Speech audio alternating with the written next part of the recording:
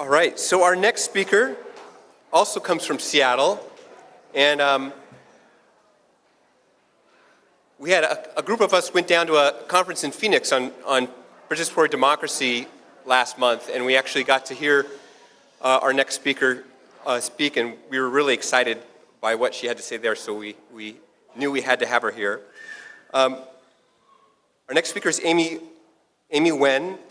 She's the program manager for participatory budgeting program, Your Voice, Your Choice, Parks and Streets at the Seattle Department of Neighborhoods. Her experience in policy analysis, nonprofit management, and community organizing spans New York City, New Orleans, and Seattle.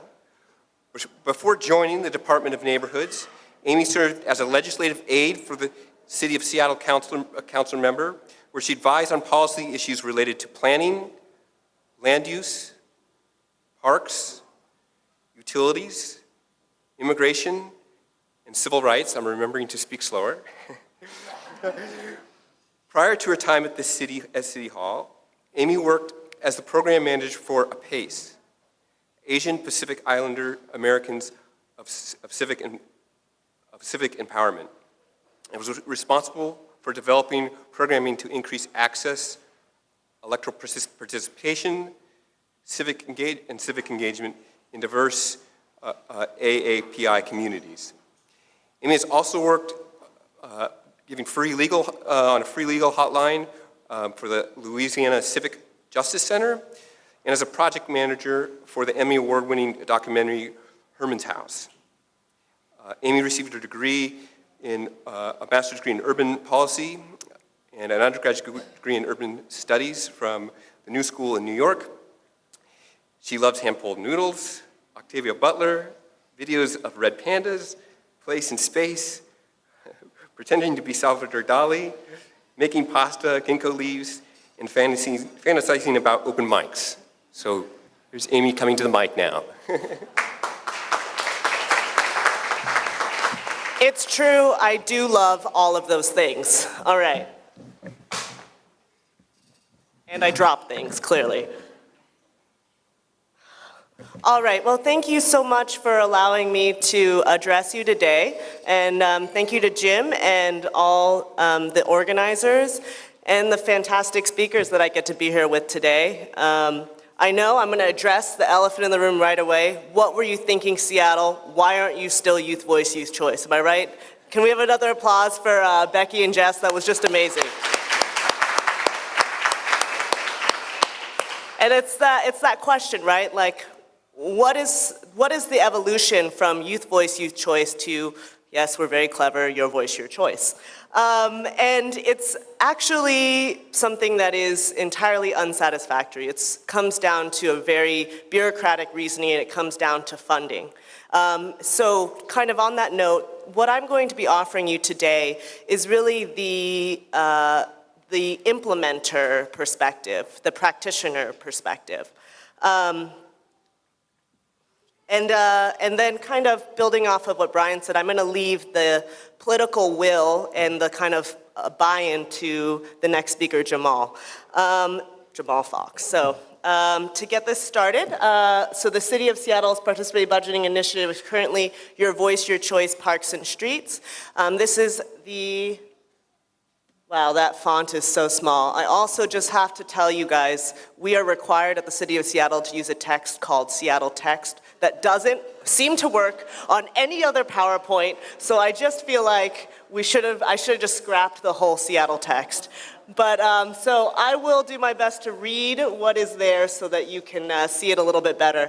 Well, hear it a little bit better. So Your Voice, Your Choice, Parks and Streets is a participatory budgeting initiative in which anyone who lives, works, goes to school, receives services in the City of Seattle can participate. We are currently a $3 million program for 2018. In 2017, we were a $2 million program.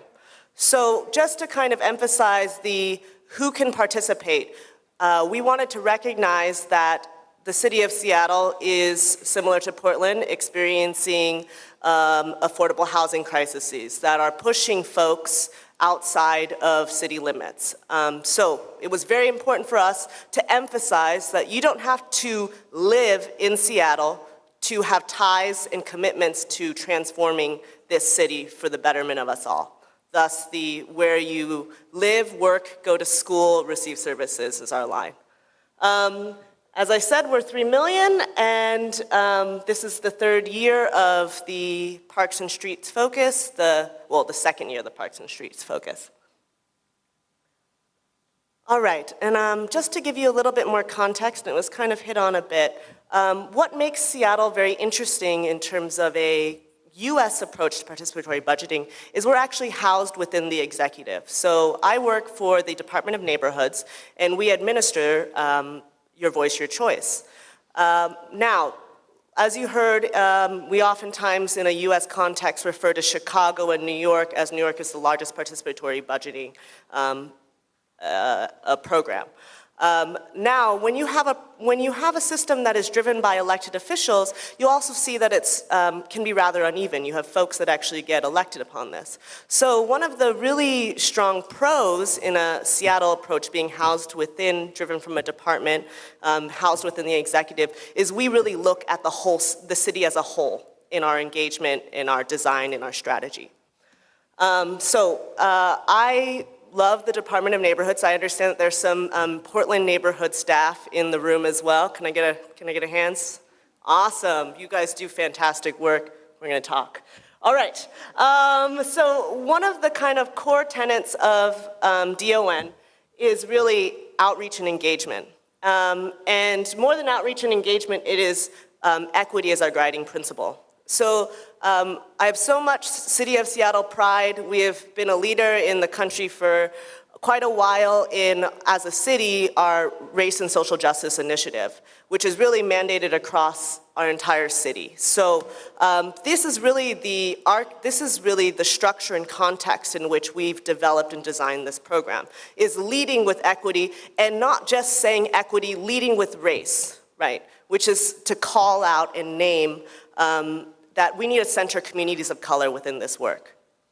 And so I'm not going to get too much into the history, as we heard a fantastic presentation about Youth Voice, Youth Choice, where a big thing to kind of point out is $700,000. Our second year was $2 million. We're in a $3 million period. And we hope that our numbers and metrics will make the case that we can grow and see this become something much larger than it currently is. All right. So just a look back at 2017, the first year of Your Voice, Your Choice. And I also have our full report that I will put at the front table if you're interested in kind of learning more about our numbers. This is a very small map of the city of Seattle. If you're not familiar, we have 7 city council districts. And so this is our kind of map of participation by district. As a whole, we collected 894 ideas. This was collected online and in person at events. And you know, one thing to note about this 894 figure, and I'll kind of bring this up too, just because I want you to frame this entire presentation within the context that participatory budgeting is a brilliant tool, but if we do not have structure, if we don't have a goal, which is to ultimately direct resources to communities of color and other under-resourced communities, then what is the point, right?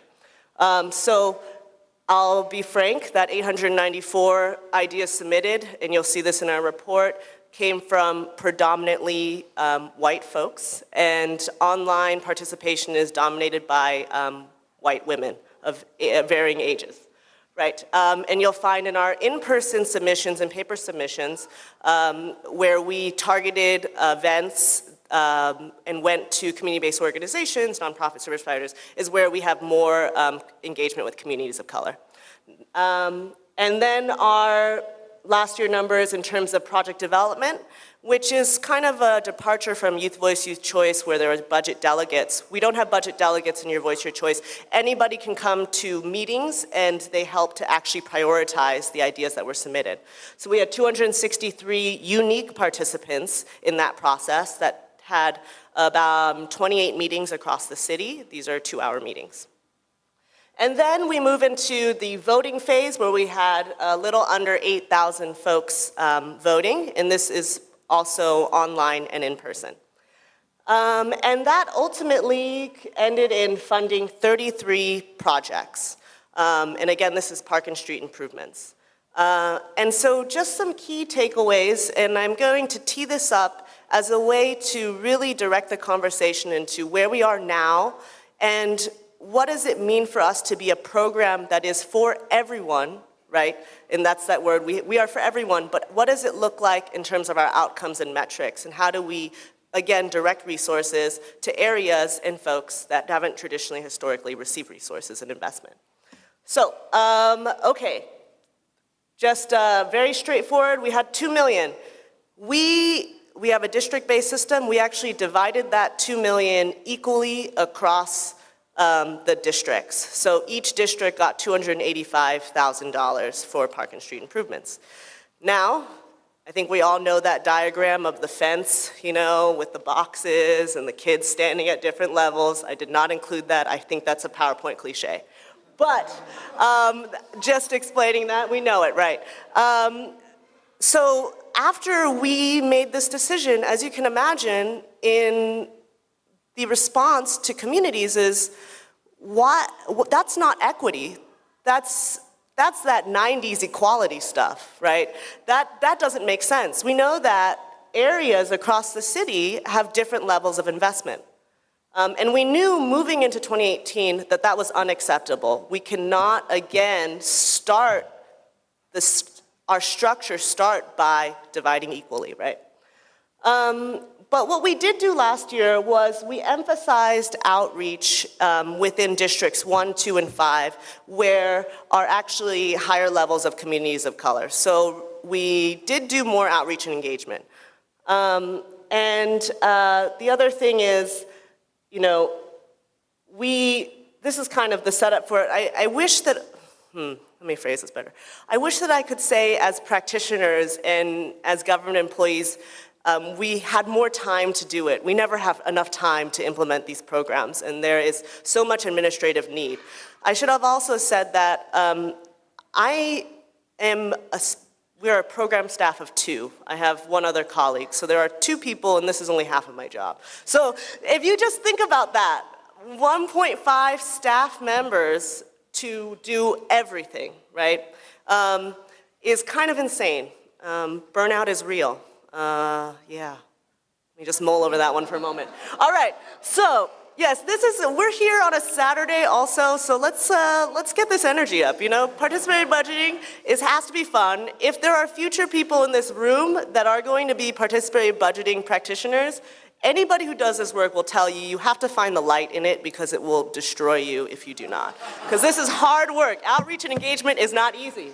All right, so that was 2017, and moving into 2018, when I was thinking about redesigning this program, some of the core questions that me and my colleague Craig thought about is, how do we structure a program serving the entire city, emphasizing participation for all, but centering communities of color? How should funding be distributed among and within 7 city council districts? How do we engage current advocates while encouraging new participation? We decided to do something rather radical with our very small budget. We said, we're going to compensate our steering committee, and we're going to do more than just do some little stipend. We're going to compensate our steering committee members like they deserve to for their time and expertise. What that means is we compensate our steering committee members $50 an hour. We compensate them $50 an hour because, yes, pay people, always pay people. We do that because another component of our program is we compensate community liaisons, which help us do our work in language that come from the communities that we want to serve. And we also, as a market standard, compensate them $50 an hour. That's a program that's administered through the Department of Neighborhoods. And what happens when you put out an application where you actually compensate the people that are on the committee? We have 10 steering committee members. They are all people of color. We have an entirely People of Color Steering Committee, we have one fantastic woman who, and you can go to the City of Seattle website and see their full bios because I won't do it justice. We have one woman who is Native, a veteran, experiencing homelessness, and she applied because nobody knows parks and streets better than she does. She has to live in them, she knows them, and she doesn't want anybody telling whatever structure or system this program has who doesn't have that experience. Those are the kinds of voices that we have telling us what to do. We have a gentleman who has been previously incarcerated, who has pulled himself out in a way like his story, I'm like, we don't deserve you, man. I look at him regularly, I'm like, Omari, I don't know how we got you, but I'm so glad that you're here. But that's just it. And the other piece of, okay, so we have this stacked steering committee of so much powerful voices. How are we gonna leverage them and actually utilize them? We have to give them power. So this goes back to that funding piece. I told you in 2017, we were a $2 million program that we divided equally across the 7 districts. The city council gave us an additional $1 million. We knew that additional $1 million could not be distributed equally again. The steering committee is deciding how that additional $1 million is going to be spent. That is their directive. They get that power. We're listening to them. The other piece that the steering committee is doing apart from that decision of how funding is going to be distributed and allocated is they are advising us on all of the programmatic phases. So that's helping us with our outreach and engagement plan and making key recommendations to be implemented in our 2019 cycle. They also co-facilitated a project development meeting in the neighborhood that they felt most connected to. And just to refresh you, our project development meetings are the 2-hour meetings that happen across the city. And this year we had 32 of them in 5 weeks. Again, that's 2 staff. We all have to be there. Yes, I had 16 meetings in 5 weeks. That's crazy. All right. Yeah, that's more on that's the steering committee. What other interventions did we make going into 2018, knowing that we have to do better as practitioners? We really focused on building new partnerships. One of the key tenets of the Department of Neighborhoods, and we always say this, is we have to meet people where they're at. And that means reevaluating, looking at who we're working with, who our partners are.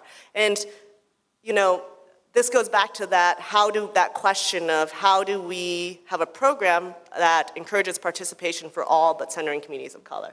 So we created and established new partnerships with nonprofits, community-based organizations, service providers, and hosted meetings there on site within their programming. You know, we put more of our budget in all of our program phases for limited English proficiency, so we expanded our in-language to 5 languages. We're in Spanish, Vietnamese, simplified Chinese, traditional Chinese, Arabic, and Somali. And we also use community liaisons to do that engagement in person. For idea collection this year, 2018, we did online idea collection in Spanish and English, and then we had those 5 languages available in paper form.